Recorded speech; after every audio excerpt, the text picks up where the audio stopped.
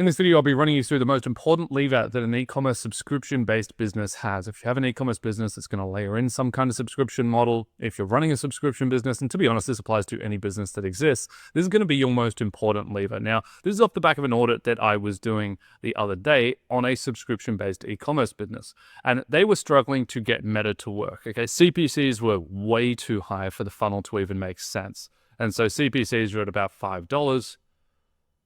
Conversion rates on site weren't too bad at about 4%, 3%, but just due to how low AOV the initial purchase is, and then the retention lift is okay over the course of the first 90 to 365 days, their CAC payback period on paid media for Meta ads specifically just wasn't good. They were sitting at about a 6-month CAC payback period here.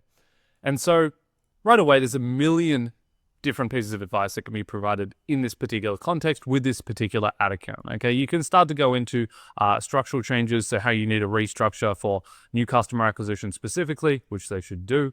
You can go into creative velocity, and so these guys were launching nowhere near enough creative. There was 2 active creative in the account, and they were spending $20,000 a month. There should have been probably 200 active creative.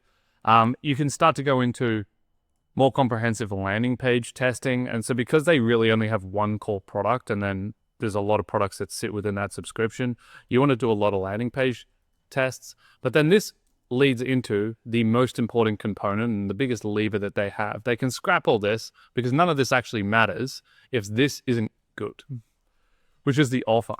And so I gave them this business as a example. And this is a very Hormozi-esque kind of video because I'm talking about offers, and then I'm referencing an interview that he did recently with ButcherBox. So this is a $600 million subscription business in the US, and they're pretty much A-class at offers that they run. Now, they constantly have been switching their offers over time. In fact, you could actually find multiple offers simultaneously across the website and across different ads because it's something that they consistently split test. And it's because it ends up being the biggest lever. So right up the top here, you can see flash sale, free steaks for a year. And so that's an offer that they're currently running. If you subscribe now, you get free steaks for a year. Down here, you can see this week only get free fillets for a year. Okay, so they actually have 2 offers simultaneously running on the one landing page. Now, they also have other landing pages running and other creatives and tests running on different offers as well. And the idea here really is that with a subscription-based business, the offer needs to be curated in a way in which it drops CAC as low as possible. And so you need CAC to be dropped, but it's also looking to maximize LTV. And this is where you need to do a data analysis piece on the actual retention drop-off of subscribers over time. And so just like you would looking at the retention graph on a YouTube video, so you're looking for key moments in which users drop off substantially, and then you want to optimize around that part of the particular YouTube video to make sure that retention stays in future uploads that you make. The exact same concept translates into a retention graph across cohorts that you're acquiring within paid media of a business.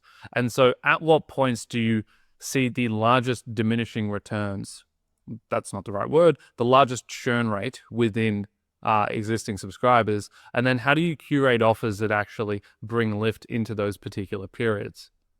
And so for this particular brand, there's a lot of different offers that they can do because they have really high churn within day 60 and day 90 of all subscribers that come in. And so I would be curating really convincing offers that are specifically tailored around 30 to 90 day retention. And so something like a free particular item for life within the box makes a lot of sense. And it can just be factored into the gross margin of that particular box, and price is changed accordingly. But having something like you get free X every quarter is great. And then the first quarter that you get this is at month 3. And so you actually don't even unlock the free value until the 3rd month of subscription. That's a really good idea for actually being able to hold people on that 3rd month, because they might have even forgot that that's the offer that they signed up for in the first place. And then on month 3, they get the free value. You can maybe even remind them of it at day 60 in case you think a churn is coming in the next 7 days. Immediately remind them. You can also have that within the cancellation flow. And so when someone tries to cancel the subscription, they immediately say, hey, by the way, you still haven't claimed your free XYZ that you're going to get in 30 days, you're still sure that you want to cancel, you're going to see a significant reduction in cancellations there. And so you're ultimately going to increase and maximize the golden formula, which is LTGP to CAC over whatever time constraint you want. Let's call it 90 days, because you're going to drop CAC. You have a more convincing offer that's being presented within the creatives and the landing pages, as long as you bring continuity there. So your CAC's going to improve, and your lifetime value over a 90-day period is also going to improve. And then you can take this a step further when you start thinking about how you can maximize gross margins through these offers as well. And so you can be in a position too where not only are you moving CAC down and you're moving LTV up, but you're also moving GP up as well. And so you position yourself to where you can actually make a substantial change in your LTGP to CAC ratio, where this brand was operating at about a 0.8. They could very easily bring this up to a 1.4 or a 1.5 by dropping their CAC by 20% and improving their LTGP by 20%, because those two directional changes compound. And so really the purpose of this video was just a friendly reminder that offers are the most important thing that you should be testing within a subscription-based business, or really any business. How you should actually be doing this properly is that you need landing page continuity. And so you need specific dedicated landing pages that are going to reflect that offering. You're not just, if you want to do this right and you want to do it at volume, you want to test multiple different offers simultaneously, as long as you can operationally handle that. And then you want to be doing that through dedicated landing pages on separate funnels and relevant creatives that match. And so you want to be really building out. In this case, they're not big enough to test more than 2 to 3 offers at once. And so I'd want to come with 2 to 3 offers to split test, build out separate landing pages, build out separate creative funnels, run them all simultaneously, measure not only blended CAC on the front end, but also the LTGP of those individual cohorts as long as they're tagged up. And then you can measure over a 90-day period what the most successful offer is, double down there, take 80% of your spend there, and then continue to run a continuous secondary test over time on a monthly cadence to be able to then sub in a second offer if that's performing well. What you'll also end up finding, similar to how lead magnets work within lead generation, is that you can start to stack incrementality through additional offers rather than through additional creative or additional spend. And so within lead generation, when you launch a lead magnet, there is a maximum spend potential that exists on a lead magnet. Okay, so the reality is if you launch a lead magnet, you can't take it to spending $1 million a day unless you've somehow discovered the best lead magnet that ever exists. Now you can take it to a lot of spend, particularly with just really high creative velocity and continuous changing in messaging and framing of that particular lead magnet. But there is a maximum spend potential, and you're just going to see diminishing returns if you continue to try to take that to the next level. So the easiest way to scale incrementally within a lead generation account is to just layer in another lead magnet. And so if this lead magnet can easily hold, let's say $250 a day, and we don't need many creative refreshes, we could take it to 1,000, but it's going to require really aggressive creative refreshes that we just maybe don't want to do. And so instead of doing that, we just layer another one in here. And this thing holds $250 a day. And then we want to scale more. Okay, we just layer another lead magnet in here. And this exact same concept translates into offers within, for example, a subscription D2C business as well. And so rather than this being a lead magnet, this is an offer. And so in the example that we showed before over here, let's say this is a free steaks offer. This is only going to resonate with people that want free steaks.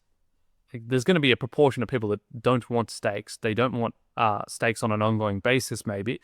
And because of that, this is going to also have a maximum spend threshold in which it can hold. Now, this is probably going to hold a lot more because it's a much more convincing offer than a lead magnet. But then you could either go and try to squeeze this further through increasing creative velocity substantially, or changing the messaging and the framing of that particular offer, which there's not much flexibility to do so here. And so instead, you just go and you layer in another offer. And that's exactly what they do. And so the offer down here is free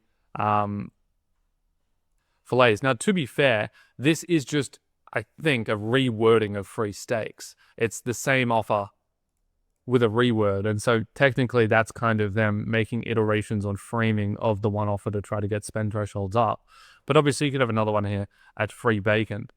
And then this might be able to hold another 5,000. And so you're getting scale through increasing the amount of offerings or the amount of funnels that are existing within the business. And this loops into the one final thought that I want to add here, which is something that I put in an Instagram post. the other day right here, which is that scaling isn't just increasing spend. When people think about scaling, when they think about growing, the very performance marketer or media buyer driven approach here, or even the CFO approach, is just increase ad spend, because ad spend is the most obvious input that generates the output, which is revenue growth or it's profit growth. But the reality is that there's a multitude of different inputs that exist within the business that also generate growth. And so identifying other inputs within the business that might be lower cost to inflect upwards is going to generate a more profitable outcome at the end of the day. And so a very specific example for this business is they do not need to increase ad spend. If they just improve their offer, they would quite literally double the efficiency of the current Meta ad account, because the Meta ad account is so inefficient. Now, okay, what about when we do that? Should they increase ad spend? Still, they don't even need to increase ad spend because they have 2 creatives in the account. They're way better off going and spending $1,000 making 20 new ads than they are going and putting another $1,000 of spend into the account. And so they can go and increase creative velocity. Okay, what about that? Surely after that, you go and increase ad spend. Well, their landing pages are 1 out of 10. You can maybe argue they're a 2 out of 10. So what if we just take that up to an 8? Well, if we take that up to an 8, then there's also going to be a better efficiency within the ad account. And so we're better situated to when we do increase ad spend, it's going to drive better efficiencies and better profitability in the business. And so there's a multitude of different inputs that you need to be able to identify within your particular direct-to-consumer e-com business, and then be able to actually leverage those inputs rather than just default to ad spend. And that's the easiest red flag you could possibly have if you're working with an agency, is if their solution is, hey, we're just going to run sales and increase ad spend. It's going to drive a bunch of negative profit contribution into the P&L.